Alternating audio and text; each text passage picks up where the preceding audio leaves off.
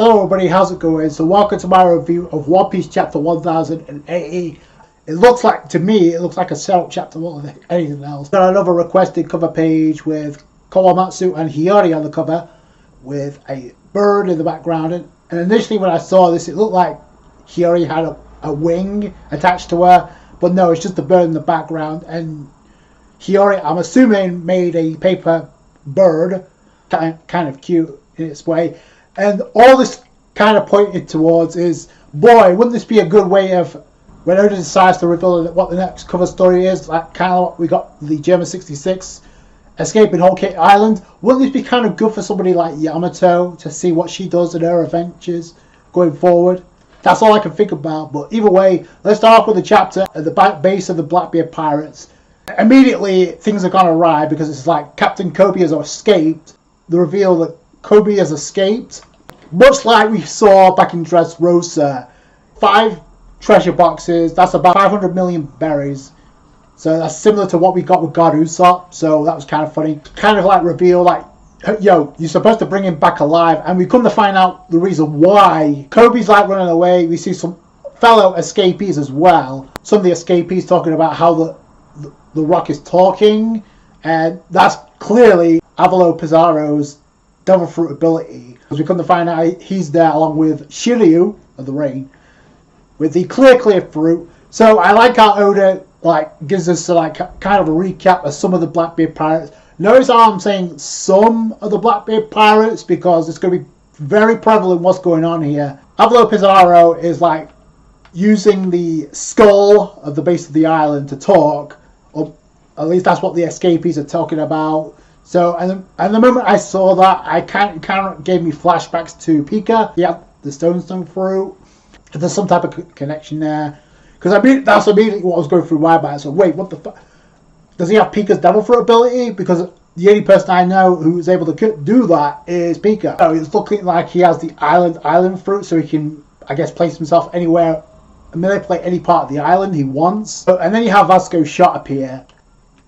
And it's like, oh, they can't get away if we just burn the city. But and then Pizarro's like, no, because teachers are going to get pissed by that. We also get Son Horf as the giant fruit, the gigantic man. We get some of the Blackbeard Pirates showcased in the beginning of this chapter. Then it showcases Kobe trying to escape and outrun the thugs. But then this is where it cuts to the flashback to where we see Zia in all his glory. And this is interesting because this is the first time we've actually seen Aokiji alongside Teach, and that's the very first thing you see. And this is why they want Kobe brought back alive. They don't want him killed. It's because they're going to use Kobe as a bargaining chip with the world government because, according to Teach, he wants to make his island a country, and I will be the king. Boy, oh boy. I guess that's a runner-up in case he doesn't become king of the pirates, right? Kobe just squanders that. So there's no way they will allow that, a country of criminals. But then this is where the plan's going to backfire because he actually reveals he's a member of Sword. And wouldn't you know it, Aokiji's the first one to react. It's like, huh? I'm surprised Teach doesn't even know what that is, despite the fact he wants to be called Admiral Teach. So he doesn't know that. Aokiji gives him the rundown. First off, he says, that ain't gonna work, Teach. Give up on the deal. It's sure this guy is a Marine, but at the same time, he doesn't follow the Marine code. Sword, so to speak, consists of the Marines who have already submitted their resignation. That's why these guys can pick a fight with 4 emperors without permission from the superiors. It's a ranger squad that move frequently, ignoring all other orders. In return, the Navy is not responsible for any of these guys' actions and can fire them at any time. So they're kind of like a secret organization. They're not really secret anymore. The organization that work on their own, and if things get complex, they get booted by the world government. That's something we did not know. So that's kind of interesting. So they don't have to answer to the world government. Or the Marines, they just operate on their own. Teach says we're not changing the plan. So there's a plan, and it involves Kobe, which makes sense of why he kidnapped him in the first place. All this to make your island a country so you can become a king. Is that really worth it? Especially with what approaches the island by the end of this chapter. And we also find out the reason why he escaped. Now, this surprised the hell out of me. So we see that Kobe is like being chased, being pursued. Then we get a panel of a flashback to when he's been broken out by Perona of all people. It's like, hey, I'm going to get you out of here only if you release Master Moria from your inner prison. So that's kind of cool, and I'll get back into that in a minute. Kobe keeps on running. He's like, he notices the Marines are there, but we see the Marines going ham on the thugs. We see one of the Marines get the head clearly decapitated, but he's like able to separate himself from his body, so that was kind of cool. Some of the thugs notice the buildings are moving, and this is kind of like intriguing. It's like, okay, what's going on here? So we got Navy HQ Rear Admiral of Sword Kukaju, grandchild of the Great Advisor, which is Suru.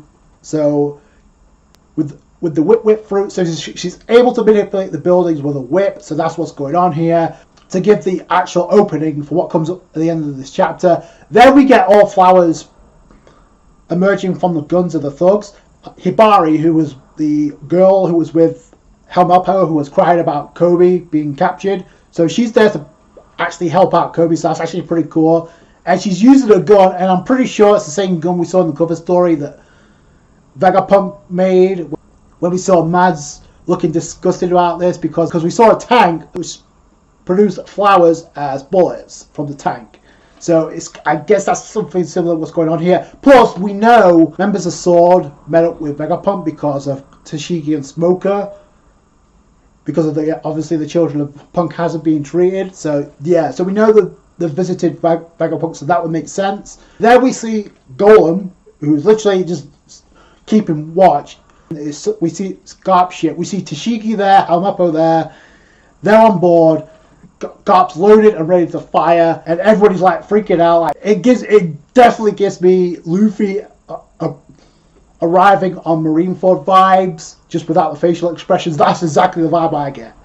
Because we see Shiryu and Vesco shot. Like, you know it's a serious business when Shiryu's like, okay, we need to run, we need to get the hell out of Dodge. Like, run away. It's like, it's no good because there's no exit at the plaza. That's why the buildings were moved. Garp comes in with Galaxy Impact using Advanced Conqueror's Haki to like blow the island to Kingdom Come. Obviously, it's not the whole island, but we see buildings just demolished from one attack from Garp to end the chapter. That's how hell of a cliffhanger to leave us on. That's how the chapter ends, with Garp attacking. So the biggest intrigue to me, at least, is the fact that Perona was the one that let Kobe, was the one that freed Kobe to escape in the first place.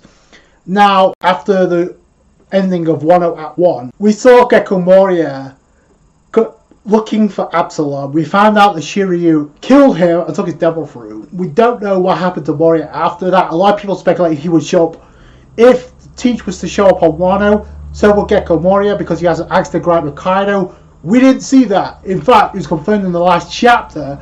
That's the reason Shanks went, was to confront and intercept Teach if he showed up. Neither of them showed up. So the fact that Perona showed up on Pirate Island to break Kobe out kind of makes me wonder if Moria's still there, because she's literally said, hey, could you free Gecko Moria? So if he gets free, that could be interesting of where that leads. But I didn't expect Perona to be the one to break Kobe out, so that was kind of a shock to me. The other takeaway I get, okay, it seemed like Teach has already left, and then we got the flashback with Teach revealing why he went out of his way to capture Kobe in the first place. But let's rewind the clocks a little bit. Last year, at the end of last year, we found out that the Blackbeard pirates were pursuing Law to get the copies of the Rob Poneglyph. And we also saw Doc Q in this chapter, but he was also with Blackbeard while they were pursuing Law. So that's something to keep in mind too. Plus, in the last chapter, we saw a ship with Teach's Jolly Roger approaching Egghead Island. Now, you would think if the crew was out in full, we would see them out in full in present time if Garp is launching a full-on assault. Now, granted, Teach could show up at return at any point, because he does say leave the door open for Kobe to like get word out that Kobe's been captured by Blackbeard, because it's going to lead to something. in Teach's favour. That's the vibes I get. So he knows something's about to go down. It's looking more and more like the crew is in 2 groups right now. It could be in 3 groups. We don't know. It could be the case of the Blackbeard pirates being split into 3, because we see Shiryu and Vasco Shaw about to be hit by this attack by Garp. On the other hand, we know Aokiji was in the same cover page we saw Pudding captured. We also saw Aokiji. We have not seen Aokiji since then. We saw him in this chapter. Literally, like Oda's confirming, like in the chapter, it's confirmed that Aokiji has an affiliation with the Blackbeard Pirates. So he could be in charge of a group that's been heavily speculated upon, that's approaching Egghead Island right now, where a serious war is about to go down involving the world government, involving Kizaru and Saturn against, we don't know, possibly Vegapunk and the Straw Hats. And now you have the ship with Blackbeard's Jolly Roger approaching that war. So it could be Aokiji with a group, or it could be Blackbeard himself on that ship. We don't know. Boy, Oda is keeping it very ambiguous as to what happened with Law, because now we've got another 2-week wait to figure out what's going on now. So fast forward to the first chapter of 2023. We found out that Garp was going to confront the Blackbeard Pirates to get Kobe back. We know that. I speculated there's a possibility of Garp fighting Teach, but I also said, okay, if that's the case, then how's Blackbeard going to turn the tide in his favour against Garp? Because Garp doesn't have a devil fruit, so you can't pull him in with the Yami Yami no Mi. Garp already knows about Whitebeard's devil fruit. You think you know a counter about that. I don't think that's going to do too much damage to Garp, especially if he's not weakened right now, if that fight ends up happening. Then again, we don't even know if Garp versus Teach is actually going to go down. That could be just another breadcrumb that Oda threw at us to keep us off track to what his actual meaning was behind this character going up against this character. I hope nobody dies. So that was stated back at Jump Festa. He's teasing you with all these reveals because there's a possibility of an inevitable clash. We already got the outcome of Shanks versus Kid, which I knew that was not going to be the fight he was talking about, because that was going to be a one and... Well, for now it's going to be a one and done, even though I'm pretty sure Kid ain't dead. But I also find it interesting, speaking of which, that in the last chapter we got a chapter about Shanks. In this chapter it's more or less about Blackbeard and his crew. So it's obvious the crew is separated again.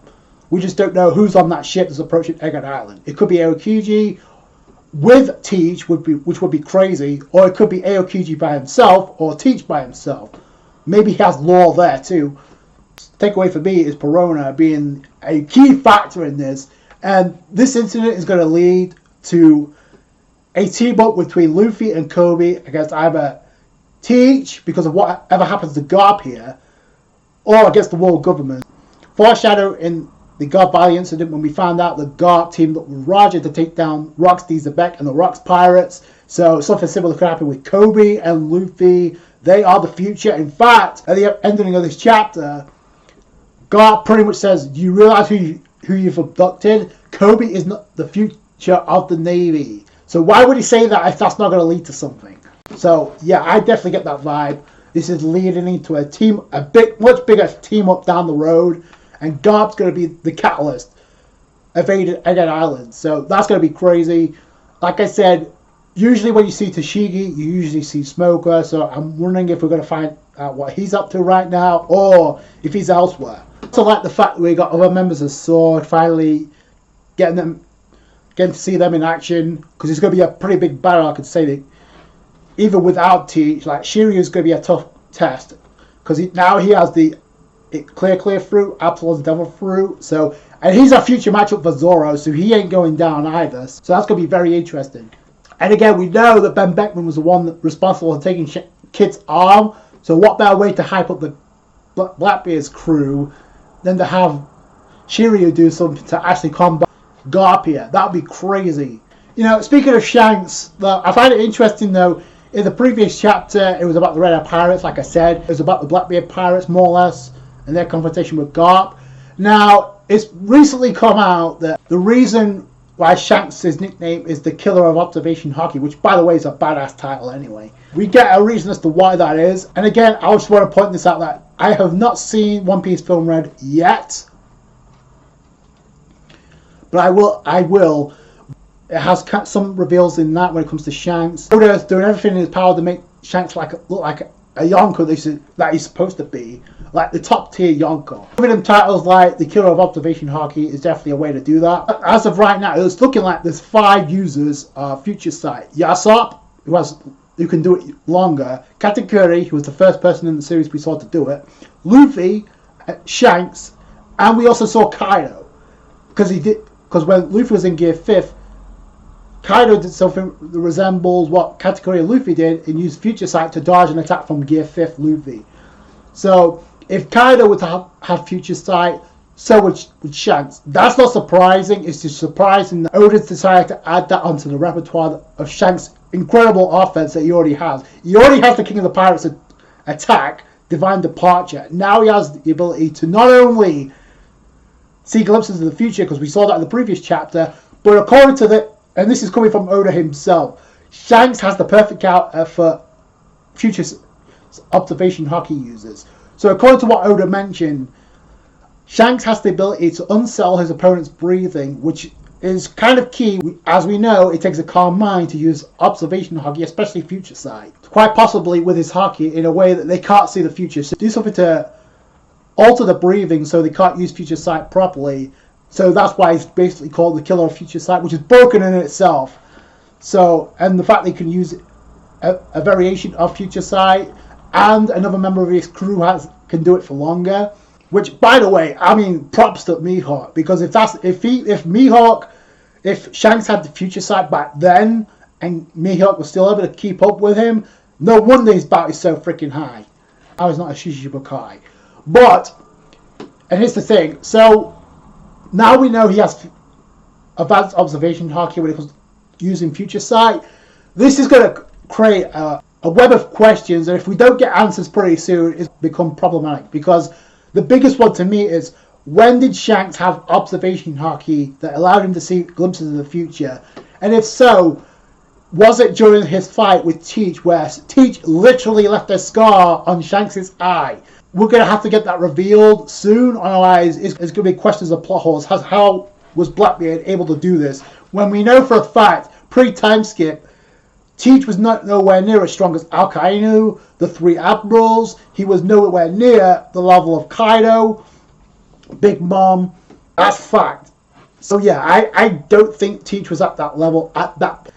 I hope Oda gets that answered. Also, I guess we're going to have, one way or the other, we're going to have to find out what happened to Law. There's part of me that thinks that fight's still going on, but there's also part of me thinking that fight's over with and Law is captured. If Oda killed Law off screen, expect a shitstorm of mammoth proportions online. I'm telling you right now, so I don't think Oda's going to do that, just because Oda knows himself what that would entail, what that would do to the fandom, if that would be the case. And we don't get any mention of that at all. We still don't know how that fight turned out, what's happened. We just saw the Jolly Roger in the last chapter. We'll have to wait and see.